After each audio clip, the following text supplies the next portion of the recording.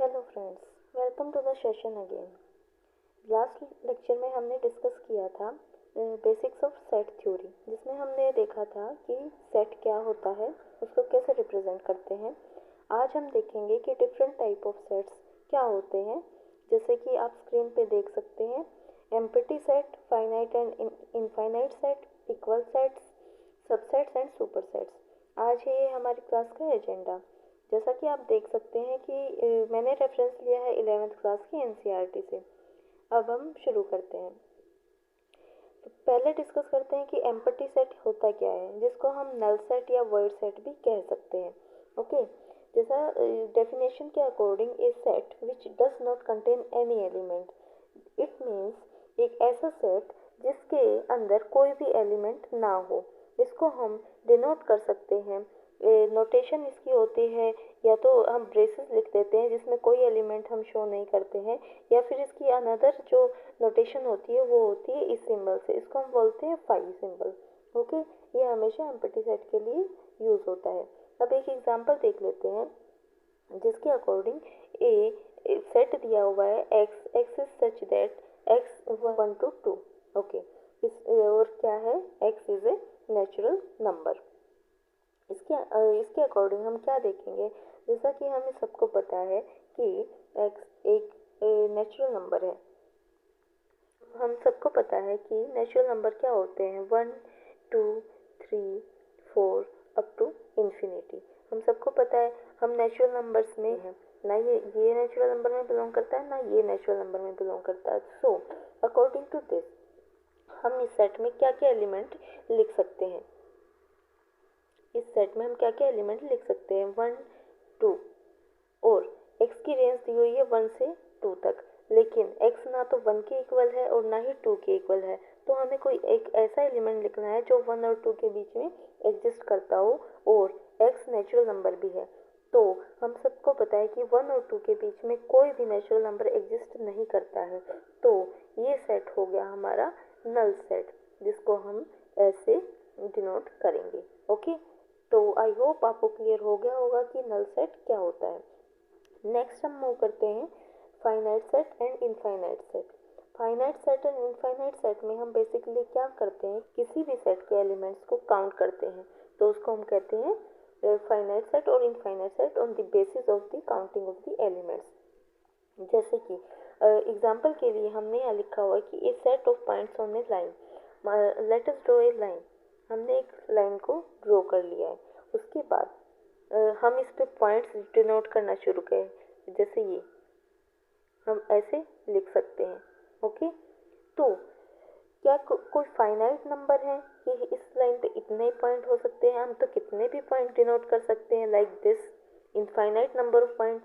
Okay, तो अगर हम इनको काउंट करेंगे तो ये इनफाइनाइट नंबर तक जा सकता है। That's why it is an infinite set. It is an infinite set, क्योंकि हम इसके एलिमेंट्स को काउंट नहीं कर सकते और उन एलिमेंट्स को हम एज ए नेचुरल नंबर भी नहीं डिनोट कर सकते। अब सेकंड एग्जांपल देखते हैं। सेकंड एग्जांपल के अकॉर्डिंग हमें क्या दिया हुआ है कि humans living presently on earth, obviously the population of the earth 8 billion। Okay, तो अकॉर्डिंग तो हम कह सकते हैं कि हम इस सेट के लिए obviously it is a very big number, a quite large number, but still we can write these 8 billion numbers. So we can count the humans on earth. That's why it is a finite set. It is very large, no doubt. It is a very large, but still it is finite. Number of elements in a set is a natural number, then the set is finite set. जैसा कि हमने अभी देखा कि इसके लिए हम 8 billion तक के नंबर्स को लिख सकते हैं, but 8 billion is still a natural number. It is still a natural number. तो अगर हमें चेक करना हो कि कोई सेट फाइनाइट है या नहीं है, तो हम उसको चेक करते हैं कि हम उसके एलिमेंट्स को एक नेचुरल नंबर की वैल्यू दे सकते हैं या नहीं दे सकते हैं। जैसे इस केस में हम इस पॉइंट्स को काउंट नहीं कर सकते हैं और हम नहीं बता सकते हैं कि कितने पॉइंट होंगे एक लाइन पे, इसलिए ये एक इनफाइनाइट सेट है। बट इस केस में हम एक नेचुरल नंबर दे सकते हैं, तो ये सेट फाइनाइट है। Okay, now let's move to the next slide. अब बात आती है कि क्या हमने जैसे सेट को रिप्रेजेंट करते हैं तो उसको रिप्रेजेंट करने के दो तरीके होते हैं, एक होता है रोस्टर फॉर्म और दूसरा होता है सेट बिल्डर फॉर्म। ठीक है, तो अब बात आती है क्या हम सभी सेट्स को रोस्टर फॉर्म में रिप्रेजेंट कर सकते हैं? नो, हम सभी सेट्स को रोस्टर फॉर्म में रिप्रेजेंट नहीं कर सकते हैं। For example the set of real numbers, set of real numbers, हम इसके एलिमेंट्स को ब्रेसेस में हम नहीं लिख सकते। क्यों नहीं लिख सकते? इसके हमारे पास दो रीज़न हैं। दो रीज़न कौन कौन से हैं? पहली बात, इसके एलिमेंट्स इनफाइनाइट हैं, हम सबको पता है कि रियल नंबर्स इन्फिनिटी तक जा सकते हैं, माइनस इन्फिनिटी से इन्फिनिटी तक। And second reason is no set pattern of its element, क्योंकि हमें पता है कि रियल नंबर में नेचुरल नंबर भी होते हैं, रियल नंबर में इंटीजर भी होते हैं और रियल नंबर में रेशनल नंबर भी होते हैं, इरेशनल नंबर भी होते हैं, डेसिमल्स भी होते हैं। तो इसका मतलब कोई सेट पैटर्न नहीं होता है। अगर हम एक सेट फॉर्म करते हैं तो कल भी मैंने बताया था कि उसके एलिमेंट्स के पास एक कॉमन फीचर होना चाहिए, लेकिन रियल नंबर में इस एलिमेंट्स के पास कोई कॉमन फीचर नहीं होता है। कुछ एलिमेंट्स अंडर रूट में होते हैं, कुछ एलिमेंट्स माइनस में होते हैं, कुछ पॉजिटिव होते हैं। That's why we can't write the real numbers in braces. आगे बात करते हैं कि इक्वल सेट्स और अनइक्वल सेट्स क्या होते हैं। जैसा कि यहाँ पे फिगर में दिखाया हुआ है कि हमने ये दो सेट हैं, जैसे कि आप देख सकते हैं एक ब्लूइश लाइन दिख रही है और एक ग्रीनिश लाइन दिख रही है। ये मैंने ओवरलैपिंग करके बनाए हुए हैं। ऐसा क्यों है? क्योंकि जब सेट्स इक्वल होते हैं तो उनके एग्जैक्टली एवरी एलिमेंट सेम होता है। जैसा कि आप देख सकते हैं कि ये दो सेट्स हैं ए एंड बी, इनके सारे एलिमेंट्स एक दूसरे को ओवरलैप कर रहे हैं, ना किसी में एक एलिमेंट ज़्यादा है ना किसी में एक एलिमेंट कम है, इसलिए ऐसे सेट्स को हम इक्वल सेट कहते हैं। अगर मैं बात करूँ एग्जाम्पल्स के अकॉर्डिंग, ये एक सेट ए है, एक सेट बी है। ए सेट में हमें ये एलिमेंट्स दिए हुए हैं A, L, L, O and 5, and B set में है L, O, Y, A. Okay, ये सेट्स इक्वल सेट्स हैं। ऐसा क्यों है? अगर हम बात करें इसमें एलिमेंट्स कितने हैं 5 और इसमें एलिमेंट्स कितने हैं, but still these are the equal sets. क्यों?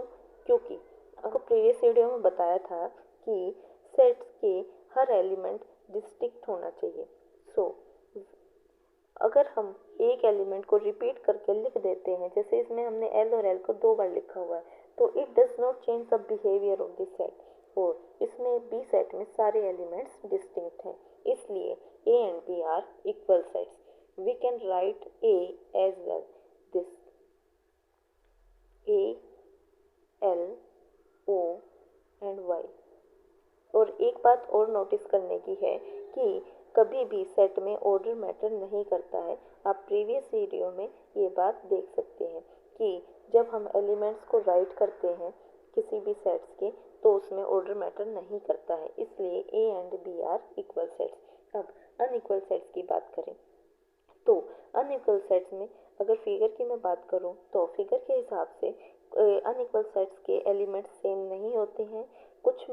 कुछ एलिमेंट्स इसमें एक सेट में ज़्यादा होते हैं, कुछ एलिमेंट्स दूसरे सेट में ज़्यादा होते हैं। कुछ एलिमेंट्स कॉमन हो सकते हैं, जैसे कि ये एरिया हम देख सकते हैं, ये दोनों सेट्स में कॉमन है।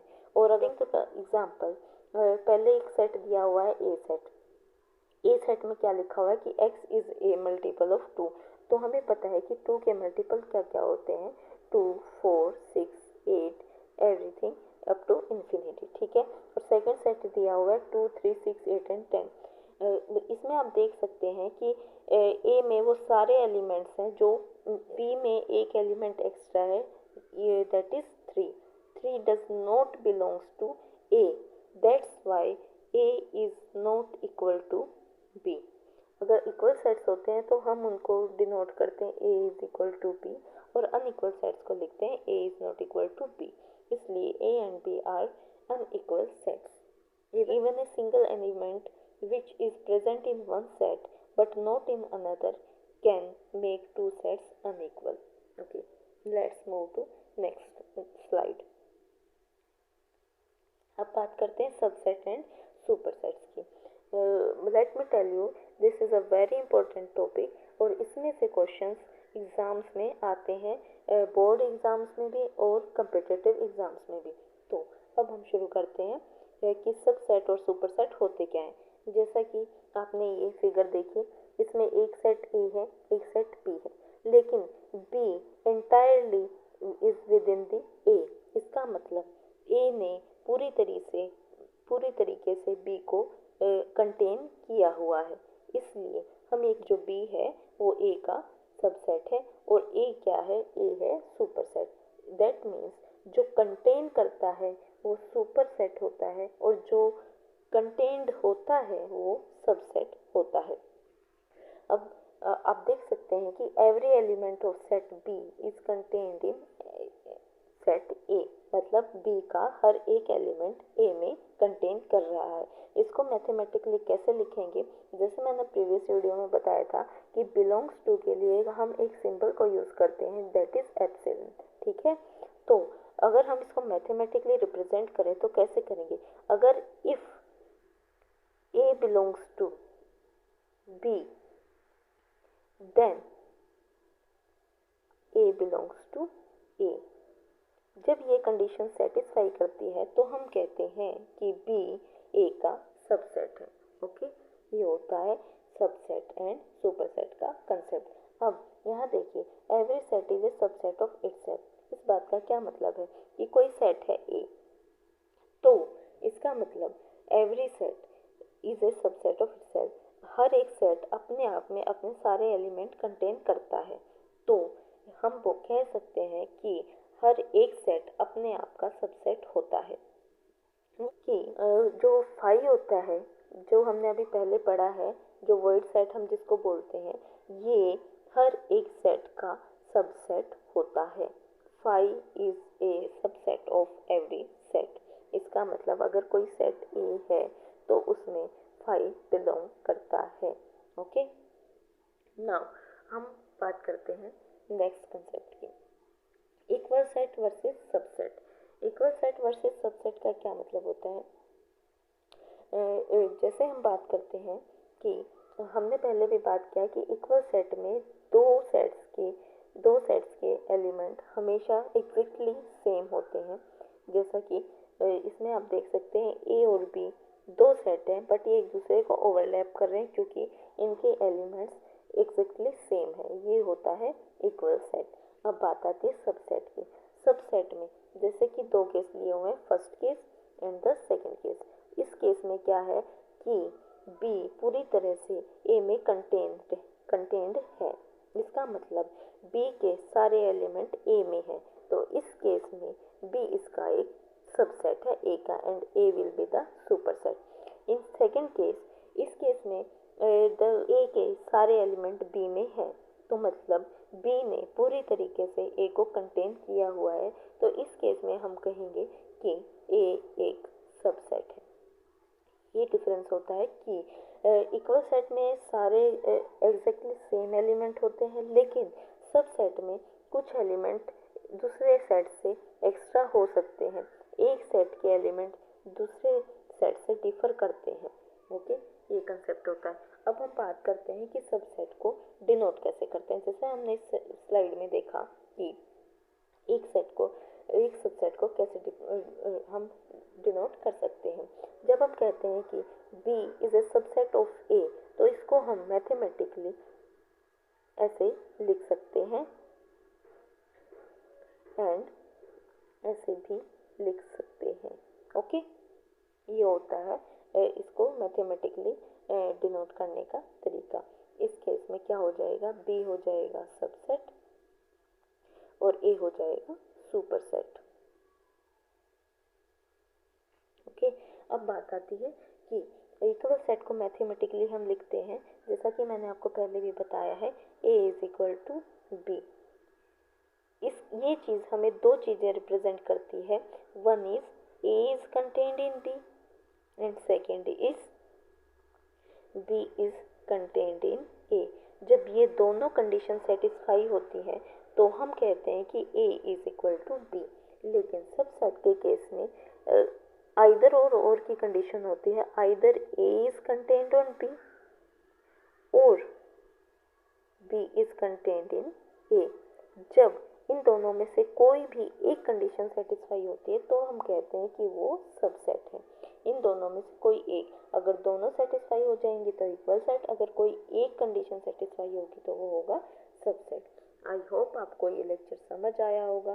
Please thanks for watching.